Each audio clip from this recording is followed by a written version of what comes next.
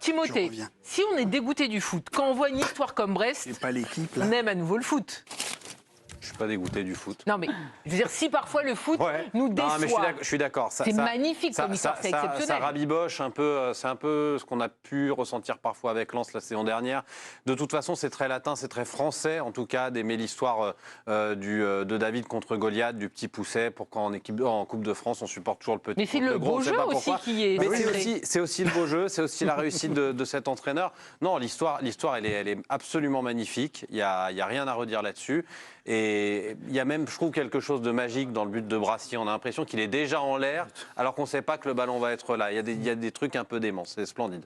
Merveilleux, fabuleux. Oui. Là, on parle d'un entraîneur français qui avait plus entraîné depuis 10 ans. Depuis janvier 2020. Attendez, on est en quelle année là? Janvier 2023, il est arrivé. Oui, c'était 11 ans. Non, mais il est arrivé à Brest en janvier 2023. Et depuis, c'est absolument incroyable. Il sauve les Brestois de la relégation et il les emmène jusqu'en Coupe d'Europe. Ils sont 3e avec 16 victoires en 31 journées. Ah non, ce qu'il a réussi à faire est exceptionnel, d'autant plus qu'il est arrivé sans adjoint. Il n'est pas arrivé avec une écurie comme font les entraîneurs étrangers qui arrivent et qui prennent 10 personnes. Il a gardé les gens qui étaient en place, il a travaillé avec eux, il a gardé les joueurs qui étaient en place et il les a transformés. C'est ça qui est extraordinaire, parce qu'ils n'ont pas fait des recrutements fabuleux, mais il a restructuré son équipe, il a redonné confiance à tout le monde, ce qui prouve que, je veux dire, c'est comme l'avait dit Courbis une fois, être entraîneur, c'est comme le vélo, une fois qu'on sait, ça ne se perd pas. Et Eric, il n'avait pas entraîné pendant 10 ans, mais il était toujours dans le football, dans la gestion. Il a été manager général. Il a été manager, voilà, donc il y a d'autres fonctions, et il a su amener ça. Mais il a amené cette sérénité, cette confiance aux joueurs, qui fait ce qu'on voit sur le terrain, quand ils sont menés, ils jouent toujours de la même manière, ça joue, ça provoque, ça va de l'avant. Oui, c'est vrai que ça ressemble un petit peu à ce qu'on avait vu avec Lens l'année dernière, qui était plaisant à voir jouer. Mais je trouve que même... Oui, parce qu'eux, ils n'ont pas d'individualité. L'année dernière, il y avait 2-3 individualités à Lens qui faisaient un peu la différence aussi. Moi, je trouve que le parallèle, il a quand même une grosse limite. Parce que Lens, c'était quelque chose qu'on voyait venir un peu progressivement. Ouais, exactement. Oui. Après, ils réussissent la saison qui réussissent. Voilà. Brest, ils jouent le maintien, donc vous l'avez dit. Lens, il y a 3 ans, ils montent. Je suis d'accord. Ils montent parce qu'il y a le Covid et que. Bien sûr. Mais chaque année, à partir du moment où ils étaient en Ligue 1, ils étaient en première partie de tableau. Et ils rataient l'Europe de Voilà. Et ils étaient très proches, ils étaient candidats à l'Europe. Brest, c'est pas du tout le cas. C'était une équipe qui était qui jouait le maintien quand Eric Roy les reprend. Et quand ils attaquent l'été dernier, tu l'as dit, ils n'ont pas fait de recrutement. Je pense qu'ils ont dû recruter pour 500 000 balles ou quelque chose comme ça. Enfin, c'est-à-dire, ils ont été bons, ils ont été malins. Quoi. Et ils s'apprêtent à jouer le maintien encore. C'est-à-dire que eux, quand leur discours, moi j'ai un peu relu les entretiens, c'est ils doivent jouer le maintien. Et donc il y a ce premier match contre Lens complètement rocambolesque pour le coup et renversant. Et ils font la saison qu'ils font. Mais simplement, je trouve que là où Lens est adossé quand même à des moyens, à une structure, un stade, un public, etc., je trouve que Brest, on est quand même dans le truc artisanal. Brest, c'est une équipe qui joue très bien. Ce qui est important aussi de rappeler, c'est 49 buts marqués. C'est la 3e meilleure attaque de Ligue 1. C'est pas une équipe 20 de moins que le PSG. Oui, mais on s'en fout là du PSG. C'est pas une équipe qui bétonne. C'est une équique qui aujourd'hui est menée 2-0, gagne 4-2 et revient à 4-4 et ça fait 5-4. Moi, je les vois pas souvent jouer. Et malheureusement, j'ai vu le match le week-end dernier, le 3e contre Monaco. Ils l'ont raté. Les Smilou ne jouaient pas. C'est le créatif. Est-ce que parce qu'il revient, ils arrivent à marquer des buts? J'en sais rien.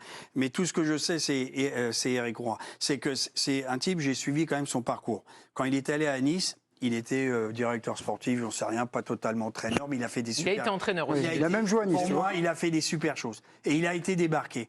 Et on l'a critiqué. Et le milieu l'a critiqué. L'a taillé, mais grave de chez grave. Et je suis très content pour lui, parce que moi, j'ai toujours compris ce qu'il voulait dire quand il parlait de football. Il a les idées assez claires, même si je ne suis pas à toutes ses conférences de presse. Et il mérite vraiment qu'on le salue, parce que lui, il en a avalé. Hein.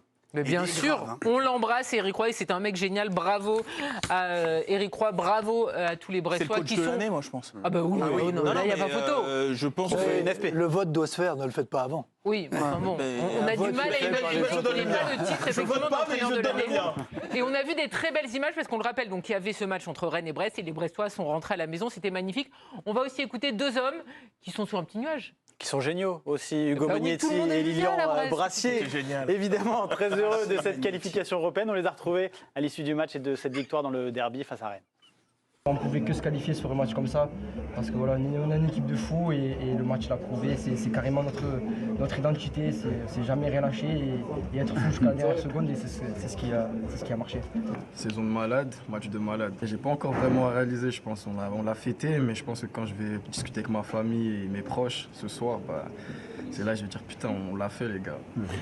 La joie des joueurs du Stade brestois, on va les retrouver justement dans le vestiaire. Ils se sont bien amusés les Brestois.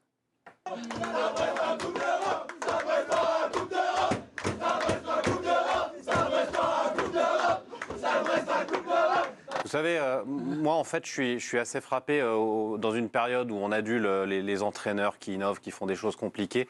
Je trouve que Éric Roy et le fonctionnement brestois me fait penser à cette phrase de Jim Rohn qui disait « c'est pas là pour réussir, il ne faut pas faire des choses extraordinaires, il faut faire des choses ordinaires, extraordinairement bien ».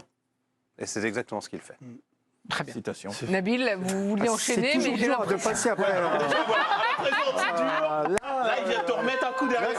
C'est comme Boubka, quoi. Il met la barre à 6-14, ensuite à 6-15. Mais il y a eu du Duplantis depuis, vous inquiétez pas. Oui, mais Boubka, c'est comme Rocky, quoi. C'est dans ma tête. Eh ben, vous êtes mon Duplantis à moi. Allez-y. D'accord, je vais pas planter le truc. Pas trop, il n'y a pas de matelas. Hein.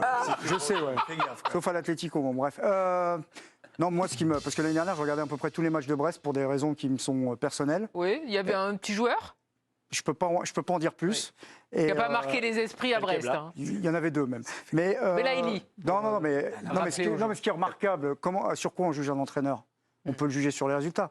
Mais moi, ce que je trouve remarquable, c'est la progression des joueurs. Parce qu'en fait, il y a des joueurs que je regardais l'année dernière, mais ils sont méconnaissables. C'est-à-dire une telle métamorphose. Je sais pas, je me l'explique pas. Enfin, alors on peut me dire le travail, l'état d'esprit, mais moi j'aimerais bien qu'ils viennent et qu'ils nous expliquent au moment où ils récupèrent l'équipe, s'ils pensaient que de tels joueurs pouvaient arriver. C'est pas manquer de respect ni de quoi que ce soit. Bah non, mais passer. Il y avait bien non, mais ils étaient frileux à 10 contre 11, ils étaient en supériorité numérique, ils étaient frileux. Là, ils dominent des équipes qui sont parmi les meilleures équipes du championnat. Non, ils gagnent à 10 contre 11, souvenez-vous, contre Marseille. Donc moi, c'est vraiment ce qui m'intéresserait, c'est de savoir comment il a fait upgrader un nombre de joueurs aussi important. Voilà, c'était juste ce que je voulais dire. C'était mieux quand même ce qu'il avait dit.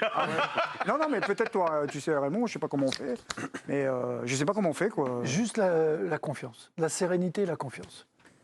Parce que tu les fais pas travailler différemment, ils travaillent, les séances.